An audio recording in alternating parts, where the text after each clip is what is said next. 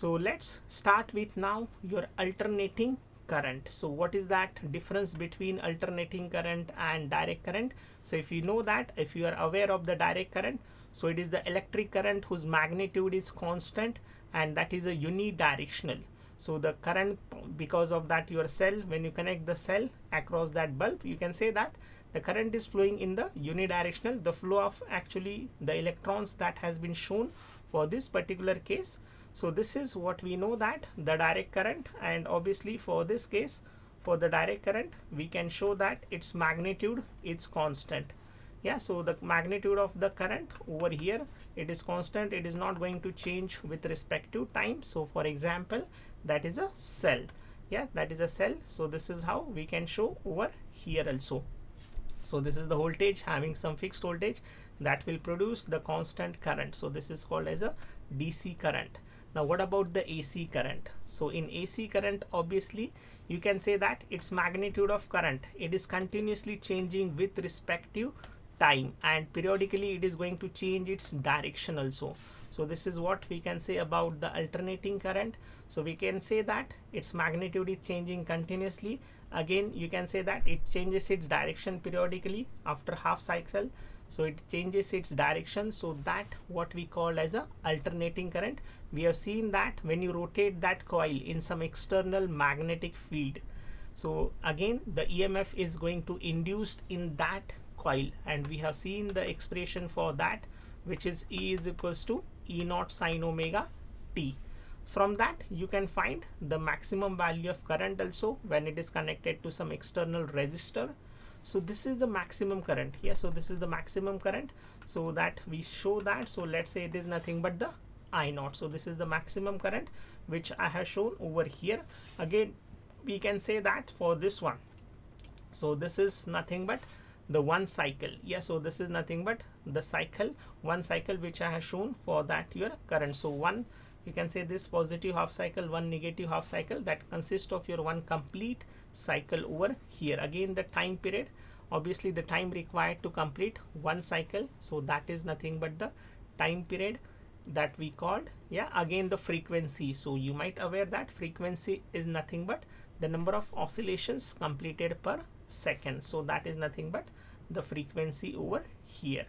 So now we have to see the most important thing, that is mean or average value of your current. So how we are going to find the average value? So if you just take the average value over one complete cycle, obviously the average value over one complete cycle, we know that if I just take it over one complete cycle, obviously it is going to become 0. So that is nothing but over one complete cycle.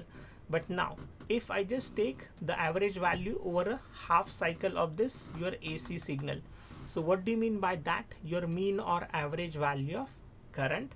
So it is the value of direct current which will just passes the same amount of charge in the same amount of time. So this is, and that is nothing but we are going to call as a mean or average value of current. So that means it should pass the same amount of charge in the same time, that as compared to the half cycle of that your AC cycle. So this is what we call about the average value of current over here. So how we are going to find now that average value of current over here? So let's say a very small amount of charge dq which will flow for a small amount of time in which the current is constant. Yeah, so generally we know that I is equals to, obviously what we just write it down, dq by dt. Then dq is equals to, I can say that dq is equals to I into dt.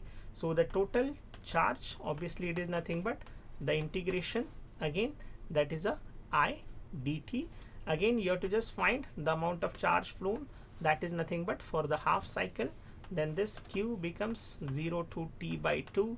Again this one I can write it down, that is a I naught sine omega t into dt over here. So further I can say that, so this is q is equals to, again you can say this is I naught, again this is sine omega t. So obviously its integration you can write it down, that is a minus cos omega t upon omega, and again this is 0 to t by 2 over here. So this is again, that is nothing but the I naught. You have to just put down those values over here. Yeah, fine. So if you just again, that is a cos of omega, that is nothing but 2 pi by t. Again, this is nothing but t by 2. Again, upon this is, you can say that your omega is constant. So again, just put the lower limits also. So minus minus will become plus. Yeah, again you can say that.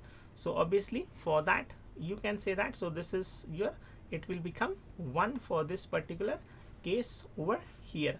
So what we can say, so this is your I naught upon omega, and this is obviously t get cancelled, this 2 also get cancelled over here.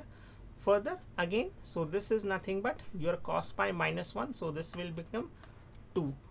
Okay, fine. So this is your I naught, again this is 2, omega is nothing but 2 pi upon t. So further again we can say that, so t will go on the numerator side. So that is how we are just going to solve this question. For this, again just simplify this further. So we will get obviously this 2 get cancelled, and again that is nothing but t I naught upon pi. So but basically what you have to find, so I, that average value, so which is nothing but the total charge, yeah, so which is your q upon, again, so this is your t. So this one we can write it down, so q upon t by 2 actually. So this is for the half cycle, so this is 2q upon t. Then further we can say that, so this is 2 upon t. Then this one q just we have calculated, t I naught upon pi. This tt get cancelled, then further 2 upon pi into I naught. So this is the average value, so that is a 0.63 I naught. So this is the average value that we have calculated, which will, in that case, obviously just once again I will define that average value of current.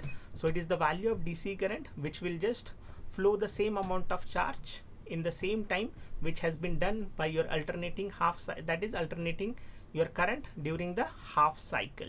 So that is your average value of your current, and that value is 2 upon pi into I naught.